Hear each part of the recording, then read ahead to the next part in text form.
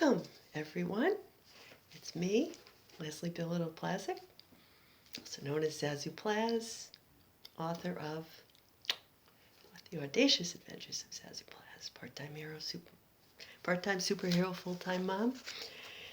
And here today, thank you for joining me. Hope everybody's doing well. The holiday season is upon us. And hopefully this week it'll be a little more quiet. I live in a busy household. I've notified everyone this is video time, but you know what? There's probably going to be interruptions. So I'm just letting you know, this is me. Maybe some of you think that I need to speak louder, be more, like a comedian. This is me, Sunday night. Cardinal bird on my shirt. This is really the best time of the week for me to do the videos because the rest of the week I'm running around. I like to write. I've got a lot of other projects going on. This is always traditionally the time when I feel most able to sit down and think clearly and speak from my heart. So here it is. This week's topic, gifts. Since we're in the season of giving, I've heard the question posed in various places, what's the best Christmas gift you ever got? And when I think about it, when I was a kid, I don't remember any particular gift that I'm sure there were toys that I wanted, things that I wanted, but I don't remember anything like the kid with the BB gun on A Christmas Story show with you shoot your eye out. I never had one of those Christmases where it was like I had to have this gift or else. I pretty much, I got nice gifts. I got plenty of gifts. But I think the best gifts I got were the most memorable ones, the ones that shocked me or surprised me in some way. So I tell a story in the book about one such Christmas when I had interviewed a local radio personality, Bob Steele, and he was just coming out with his book, and he had autographed the book and sent it to my mom, and she promptly wrapped it, put it under the living room couch where she was sure that I wouldn't find it because I used to snoop around. I was one of those kids who'd go, because all the gifts would be wrapped and under their bed by like the second week in December, and I'd go under there and I'd go, shh. What's this? I was a big snoop. So she probably thought, oh, I'll put the book under the living room couch. She won't look there. Sure enough, I didn't look there, but neither did she. Because on Christmas afternoon, the radio personality, Bob Steele himself, called and asked my mom. Well, he called and talked to me, and he said, how did you like my gift? And I said, what gift? And he said, let me talk to your mom. Now, I was like 14, 15 maybe. Yeah, 15. And Mom went all red. She said, oh my goodness. It was under the couch. She was so embarrassed because all my gifts had already been, opened. So she was terribly embarrassed. She never put anything under that couch ever again after that. And then another time, so that was a surprise. Another time, and it was it was Christmas of '81. So that Christmas I was 16. So I can't get the photo out of the album, so I'm going to have to just pick it up and show you. See, there I am. There I am. And yes, that is a deer tail mounted on a piece of wood. And I am laughing because I did not expect to be receiving a deer tail for Christmas. Now, we used to live next to this man, Mr. Morrill. You know, like the moral of the story, but it wasn't spelled that way. And he used to go out and, hunt deer. And he'd come home with them in his pickup truck and hang them in the garage.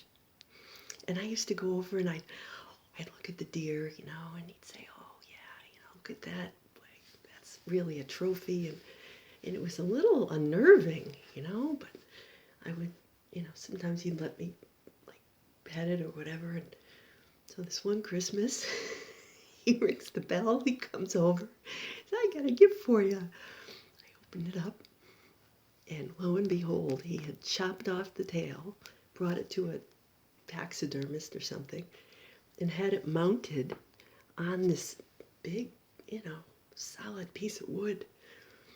And I was very surprised. Look at me. I'm holding it like one of the Price is Right models. So, and there's my dad. I had given him something that Christmas, and he was very surprised. It was that reaction that I would always try to go for. To see the look on his face. He's sitting there in his Christmas plaid pants and his white sweater, and he's looking. I can hear him cackling right there. There's Granny and Grandpa, my dad's mom and dad. We always used to see them around Christmas. So those are a couple of stories. I was going to tell those stories at my Zoom party, and I didn't get a chance. But I'm not going to go into as much detail. But the thing is, I can't remember what I did with that deer tail. And to this day, I wish I had kept it. I wish I knew where it was. Is it at my parents' house? Did it get thrown out? Did it just get gross and smelly? Because I know for a while I had it in my room. I had it somewhere. And then I don't know what happened to it. I guess maybe when I moved from one place to another, or college, it got put in a box somewhere. But that Christmas, we had company over, I showed off my deer tail and stuff. We're not the kind of people who would ever go hunting or mount things that were once alive. Although, I do remember, I think we got my father-in-law one year for Christmas, one of those fish that they used to have at the Bugaboo Creek restaurant. The fish that you push a button and they would flap, on the board. It was like a fake fish, but it looked real. And it would kind of flap and sing. I still have to take the kids to that restaurant when they were little, because they'd say, Mommy, I'm going to make the bear talk. I want to make the fish sing. So I guess when I think about it, the biggest thrill, of course I was surprised, but the biggest thrill was for my neighbor to give me that deer tail, which is something he was very proud of, and watch my reaction, right? It's like the kids, what if I do this? Will the fish talk? Will the bear talk? Will the moose on the wall, talk? What's he going to say this time? Because they had different things they used to say. But you have to, at some point, let it go, right? Like, he didn't call me up, Bob Steele called up to say, what'd you do? Hey, he signed that book. He wrote the book, he signed it, and because I had interviewed him for an article that I, put in my school newspaper, and I won a prize for it in the Hartford Current Scholastic Writing Contest. He was proud of that. He wanted to know, did I get the book? People want to know, did you like my gift? Did you put it on the wall? Did it make you laugh? Right? That's the best part for me getting up Christmas morning, especially when the boys were little. How are they going to react when they see what Santa brought? I could, watch them open open their stockings, and I felt, a warmth, a happiness that unwrapping my gifts, although that felt nice, didn't feel the same. Um, I mean, it was nice. I had toys, I played with them, and I was always thankful with whatever I got. I don't remember a disappointing Christmas that I didn't get a toy or something that I wanted. I do remember recently one Christmas, um, I had made some new friends. We had all run in a half marathon together recently, within the past 5 years, and I made one friend in particular, Millie, and I thought, gee, she's been such a good friend to me this year. 5 years ago, she ran with me in the half marathon. She helped me train. She helped plan a surprise party for my 50th birthday. She was a friend of my heart. She's not with us anymore. But I thought, what can I give her? I really want, before I knew she was sick and that she was, that she had leukemia, I thought, gee, I want to give her a little something. So I went to the local, the store that has all those nice lotions and things. Because I knew she used to take showers at the gym, and she liked nice things. So I got my friends some of those nice body lotions and shower gels. I put one in a little bag, and after I said, hey, here, I got you just a little something, and I didn't expect anything.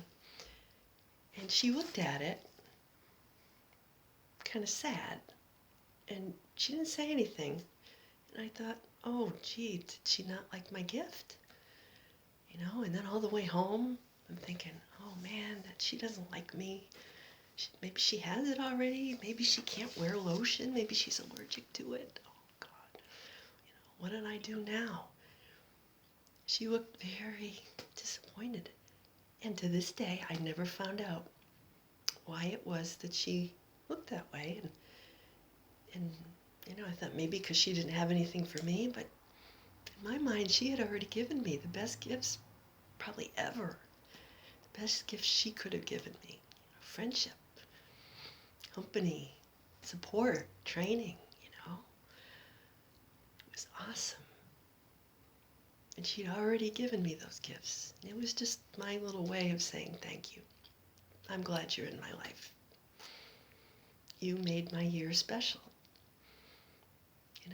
Maybe I won't see you. Who knows how long we'll be friends. If this is it, I just want to, just say thanks. And love. And you're all right, So, yeah, so what I remember the most, like that song, one of my favorite carols is The Little Drummer Boy. And, thinking, he thought, oh, I'm not like these wise men, bearing these expensive gifts. All I have is my drum. I can drum you, play a little song for you on the drum. I can tell you a little story, It's my gift to you. But Jesus smiled at him, right? The little baby Jesus in the manger. Because he put his heart into it. That it was his gift.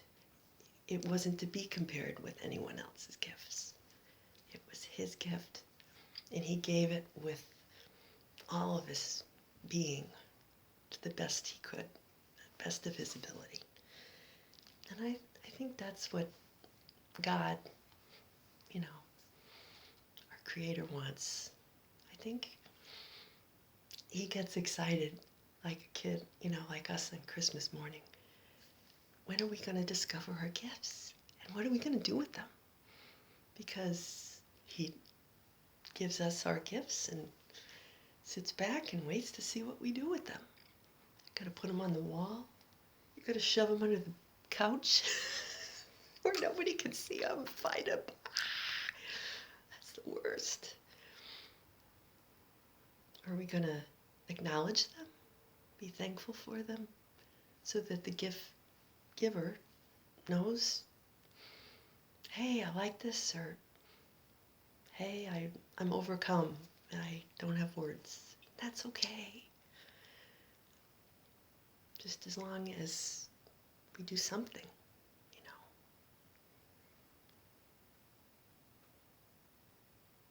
It's the best that we personally can do.